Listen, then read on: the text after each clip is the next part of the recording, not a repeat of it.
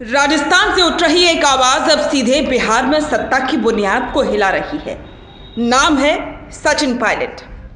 तेवर है साफ, लहजा है सख्त और निशाना है एकदम सटीक। वोट चोरी, बीजेपी की नीतियां और लोकतंत्र पर हमला।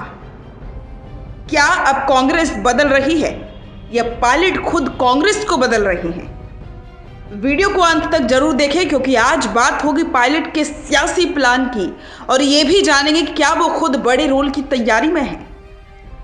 अजमेर में मीडिया से बातचीत करते हुए सचिन पायलट ने सीधे शब्दों में बीजेपी पर हमला बोला। उन्होंने कहा, देश की जनता अब वोट चोरी के मुद्दे को अच्छी तरह समझने लगी है।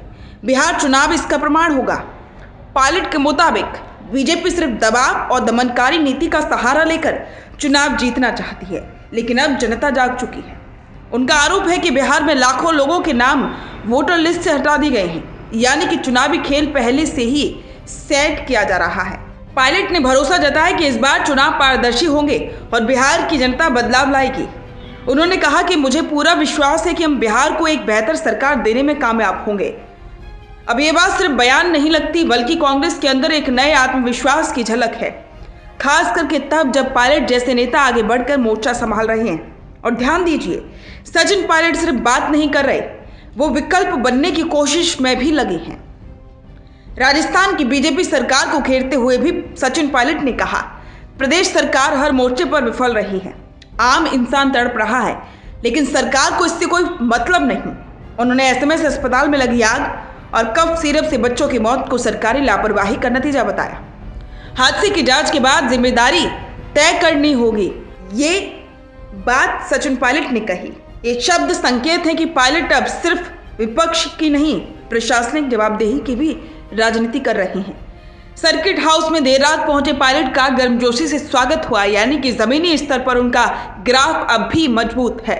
हाल ही में सुप्रीम कोर्ट के मुख्य न्यायाधीश पर टिप्पणी को लेकर उठे विवाद पर भी पायलट ने कहा कि किसी भी मुद्दे पर असहमति हो सकती है, लेकिन अदालतों पर हमले सभ्यता के खिलाफ हैं। ये बयान सिर्फ कोर्ट की रक्षा नहीं, बल्कि लोकतंत्र की रीढ़ को बचाने की अपील है।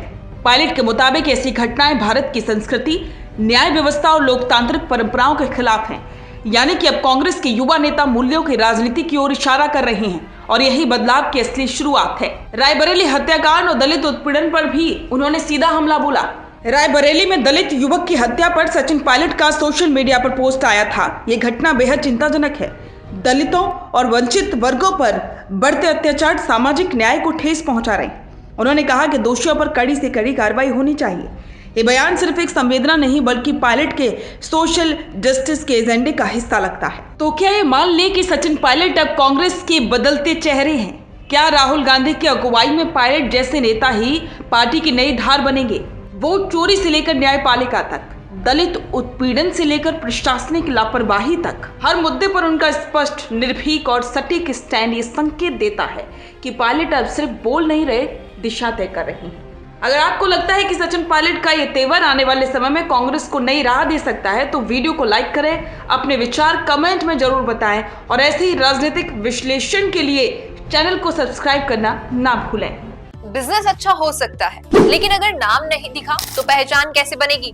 अब टेंशन छोड़िए, द फैक्ट इंडिया आपके बिजनेस को देगा वो पहचान जो पूरे राजस्थान में हर किसी तक पहुंचे। न्यूज चैनल पर विज्ञापन, पॉडकास्ट और प्रमोशन के जरिए आप सीधे 5 लाख सब्सक्राइबर और 10 करोड़ से ज्यादा व्यूज तक अपनी पहुंच बना सकते हैं। तो देर किस बात की, आज ही द फैक्ट इंडिया से जुड़िए और अपने बिजनेस को बनाइए हर घर का नाम।